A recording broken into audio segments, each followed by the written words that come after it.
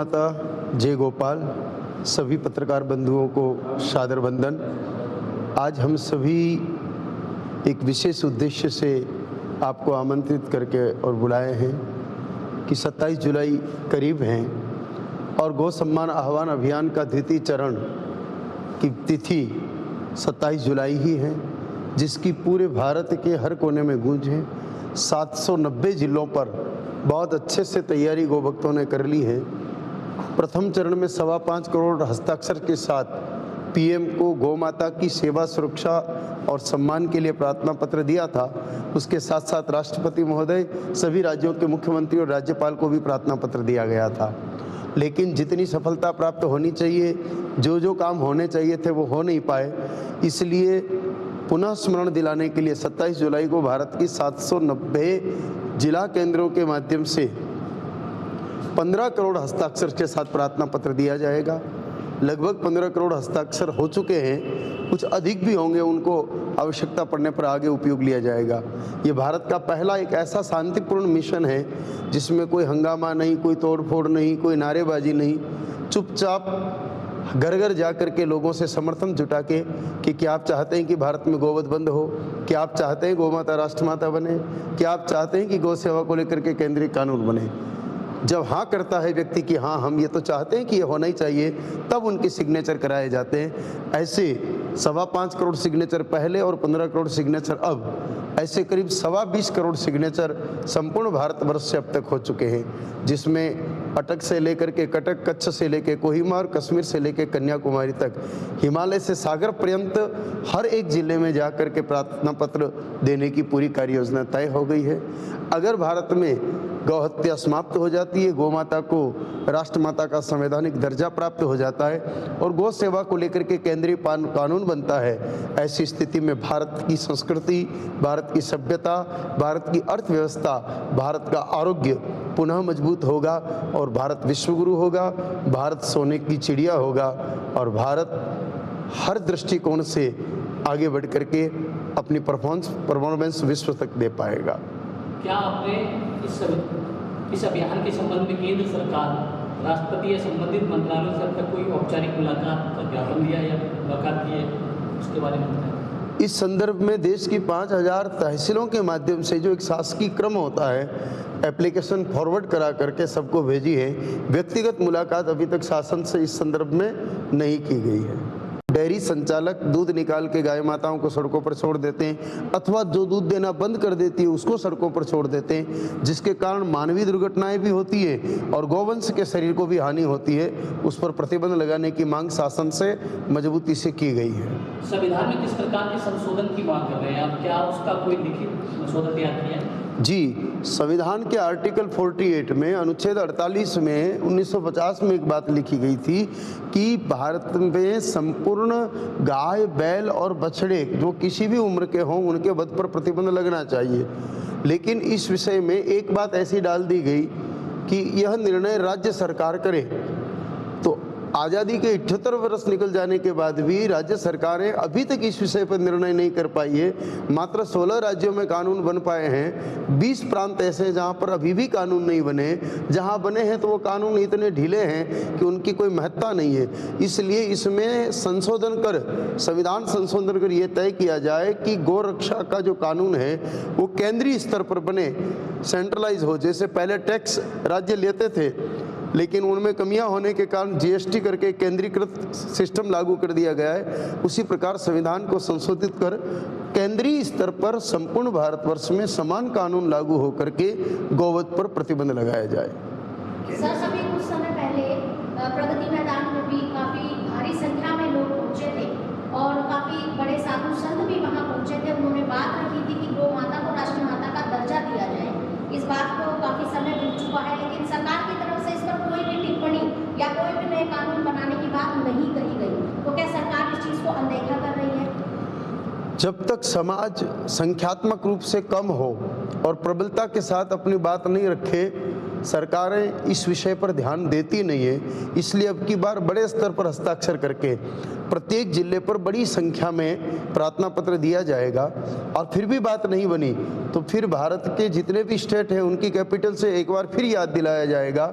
और फिर भी अगर सरकार इसको अनसुना करती है, ऐसी स्थिति में भारत की 5000 तहसीलों से लोग निकल करके आएंगे और दिल्ली में बैठ करके सरकार से इस चीज़ की मांग करेंगे और तब तक बैठेंगे जब तक भारत में गोवध पूरी तरह समाप्त नहीं हो जाता। सर, क्या गौशालाओं पे भी लगाम लगाई जाएगी? लास्ट में बाद में जो गौ हत्यारे पकड़े जाते हैं उनसे पता चलता है कि ये गाय तो गौशाला से लाए हैं, उन गौशाला पर क्या आप लगाम? कसाई हो, चाहे डेयरी हो, चाहे गौशाला हो, किसी भी प्रकार से जो गोवध को बढ़ावा देते हैं या गौ तस्करी में लिप्त होते हैं, उनके लिए तो आजीवन कारावास से नीचे की कोई सज़ा होनी ही नहीं चाहिए।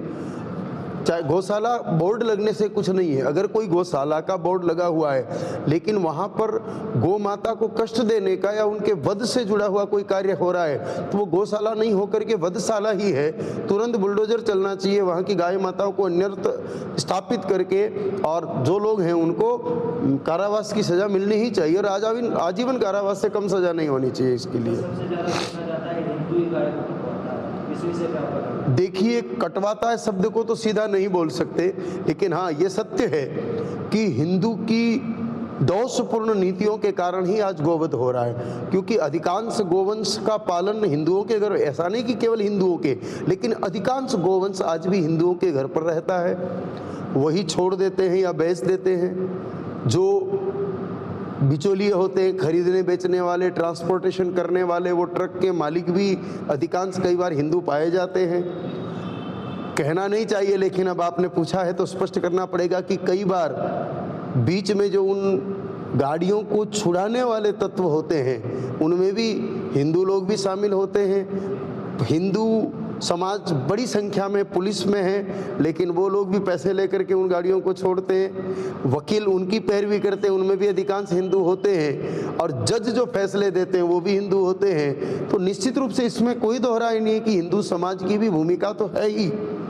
मुस्लिम समाज कत्ल खाने खोल रखे हैं, वो काटते भी हैं, खाते भी हैं, तस्करी भी करते हैं। लेकिन ये सत्य है कि अगर हिंदू समाज एकजुट होकर के आगे बढ़े तो भारत में गाय माता का वध तो दूर, किसी पत्र पर गाय माता का चित्र बना हो उसको फाड़ने से पहले भी सामने वाला विचार करेगा।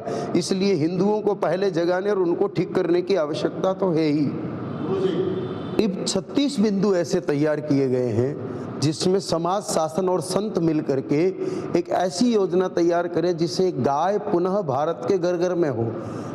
आपने भी गौशाला वाली बात की कि गौशालाएं कई बार लिप्त पाई जाती है। हम तो गौशालाओं के पक्ष में ही नहीं है। ये अलग बात है कि मजबूरी में अभी हम लोग भी गौशालाएं संचालित कर रहे हैं, लेकिन गाय तो किसान के घर में ही शोभायमान होती है, वहीं उसका महत्व है। चाहे बायोगैस पर आत्मनिर्भरता बढ़ानी हो, चाहे प्रोम खाद पर आत्मनिर्भरता बढ़ानी हो, ये सारी चीज़ें गाय के बिना संभव नहीं है। तो इस अभियान का मुख्य लक्ष्य ही कुछ इस प्रकार की नीतियां तय की जाए कि सड़क से और गौशाला से गाय निकल करके वापस किसानों के घर पे बंधे, क्योंकि वही उचित स्थान है। गाय का गोबर और गोमूत्र खेत में काम आएगा, खेत का निकला हुआ वेस्ट चारा गाय माता के खाने में काम आएगा और दूध दही घी समाज के काम आएगा। तो नीति कुछ इसी प्रकार की तय की जा रही है जिससे गोवंश वापस किसानों के घर में पहुंच करके पुरानी परंपराओं को जीवित किया जाए। जी, गौ माता को 33 कोटि देवताओं का वास माना जाता है, लेकिन विडंबना है कि आज किसी भी घर में गौ माता का पालन नहीं किया जाता। और कहीं ना कहीं हम पेरेंट्स की, जो देश में पेरेंट्स हैं उनकी भी कमी दिखती है कि जब भी पूजा अर्चना की जाती है तो बच्चों को साथ में लिया जाता है। मेरा मानना है कि धर्म से अगर व्यक्ति सीखा है तो कहीं ना कहीं वो मातेश्वरी के प्रति और जागरूक होगा। तो इस पर आपकी क्या विचार? बच्चों को कैसे जागरूक किया? परंपराएं तो यही थी कि जो पहले रोटी गाय माता को दी जाती थी वो कभी माता पिता नहीं दिया करते थे, बच्चों के हाथ से ही दिलाए जाने की परंपरा रही है। गोवत्स पूजन, गोवत्स द्वादशी में पुत्र के साथ लेकर के ही पूर्व काल में माताएं गौ की पूजा किया करती थी। लेकिन धीरे धीरे हम अधिक आधुनिक हो गए और वेस्टर्न कल्चर का इतना अंधा अनुकरण किया कि हमको गाय माता की जगह कुत्ते इत्यादि अधिक प्रिय लगने लगे, उनको महत्व अधिक दिया। हालांकि हमारी संस्कृति ने कुत्ते को भी स्थान दिया द्वार पर, लेकिन वो द्वार का कुत्ता जब बेडरूम में आता है, घर के आंगन की गाय सड़क पर चली जाती है, तब परिस्थिति ये बनती है कि माता पिता भी अंतोगत्वा वृद्धाश्रम की तरफ बढ़ रहे हैं, परिवार टूट रहे हैं, सामाजिक ताने बाने बिगड़ रहे हैं, जो डेमोग्राफी है धर्म आधारित वो बिगड़ रही है। इन सारी चीज़ों को ठीक करने में कहीं न कहीं जड़ के रूप में गाय माता दिखाई देती है कि सारी, जैसे एक पौधे को हरा रखने के लिए जड़ का सिंचन जरूरी है, ऐसे ही भारतीय सभ्यता, संस्कृति, पर्यावरण, प्रकृति के संतुलन को बनाए रखने के लिए गाय माता की सेवा अत्यंत आवश्यक है। और उसी पर फोकस किए बिना अगर हम आगे बढ़ेंगे तो भवन तो तैयार हो जाएगा, लेकिन बिना नींव वाला जो कभी भी भरभरा करके गिर सकता है। सर, सबसे बड़ा गाय का सरगना सतीश सबरवाल है और तेलंगाना के मेड़का जिले में रुद्र गांव में रहता है। तकरीबन 400 एकड़ में ऊचड़ खाना बना हुआ था और बीजेपी को 1990 से अब तक चंदा देता और आ रही है बीजेपी को। तो क्या ये सोच लिया जाए बीजेपी भी इसमें शामिल है गाय को हत्या करवाने में? मैं सीधा तो इसका कोई उत्तर ठीक से बिना इन्वेस्टिगेशन के दे नहीं सकता, लेकिन हाँ इतना अवश्य कहूँगा, गाय को बेचने वाला, गाय को बिकवाने वाला, गाय के पैसे से लाभ कमाने वाला, गाय को काटने वाला, गाय को परोसने वाला, गाय को खाने वाला, सभी बराबर के पापी होते हैं। उस अपराध में सभी बराबर के भागीदार होते हैं। अगर किसी गोवधशाला से कोई भी पार्टी चंदा ले रही है तो उसको भी गो हत्या का पाप तो पूरा पूरा लगेगा ही, और वो भी उतना ही बड़ा अपराधी माना जाएगा जितना बड़ा अपराधी गाय के गले पर छुरी चलाने वाला है। 1990 से चंदा दिया जा रहा है बीजेपी पार्टी को, क्या अब तक मोदी सरकार उस पर एक एफआईआर भी दर्ज नहीं कर सकती? किस पर? सतीश सबरवाल नहीं, ये मुस्लिम नाम से फैक्ट्री चला रहा है और हिंदू होने के बाद भी मुस्लिम नाम से फैक्ट्री चला रहा है। दक्षिण भारत के राज्यों की मूल स्थिति तक हम पहुंच नहीं पाए हैं, लेकिन अगर आप ये कह रहे हैं तो आज ही इस विषय में विशेष रूप से संज्ञान लिया जाएगा। और तो और मूल बात यह है कि सरकार इस विषय में एफआईआर कराए नहीं कराए, गौ सम्मान आह्वान अभियान के कार्यकर्ता इस विषय में जरूर एफआईआर कराएंगे और इस विषय को मजबूती के साथ उठाएंगे। सर, 27 जुलाई को तृतीय गौ सम्मान दिवस मनाया जा रहा है, जिसमें 15,000 करोड़ हस्ताक्षरों के साथ ये प्रोग्राम चलाया जाएगा। 15 करोड़ हस्ताक्षर जी।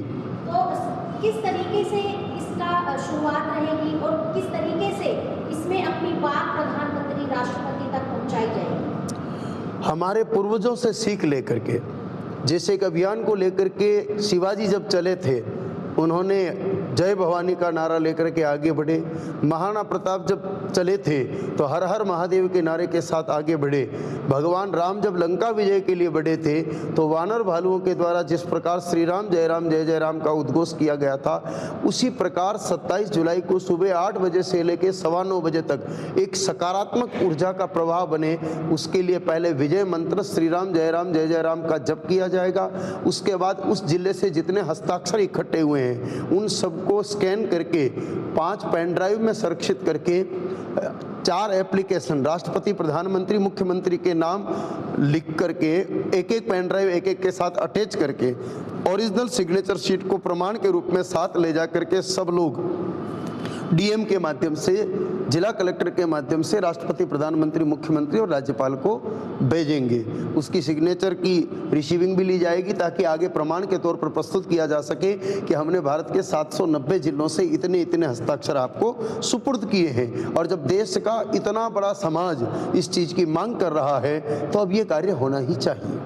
सर, शुरू से ही वेदों में भी और हर हिंदू संस्कृति के अंदर गौ माता को माता ही कह के पूजा जाता है, माता ही माना जाता है, माँ का सम्मान उन्हें दिया जाता है। फिर आखिर क्यों सरकार एक माँ को माँ का ही सम्मान देने के लिए इतने आंदोलन करने पर मजबूर कर रही है, आवाज उठाने पर मजबूर कर रही है? क्या माँ को माँ का सम्मान नहीं मिलना चाहिए? आप अगर हमारी बात को अन्यथा न लो तो इसका जवाब ये होता है कि काश सारा मीडिया एक बार सरकार से ये प्रश्न कर लेता, क्योंकि ये प्रश्न उनसे किया जाना है, हमसे करने से कोई लाभ नहीं होगा, क्योंकि हम तो स्वयं इस बात से पीड़ित हैं और उनसे ये प्रार्थना कर रहे हैं कि अब ये कर लीजिए। क्योंकि मीडिया को इस समय सीजेपी से और कई ऐसे मुद्दे जिनसे बिल्कुल फुर्सत ही नहीं है।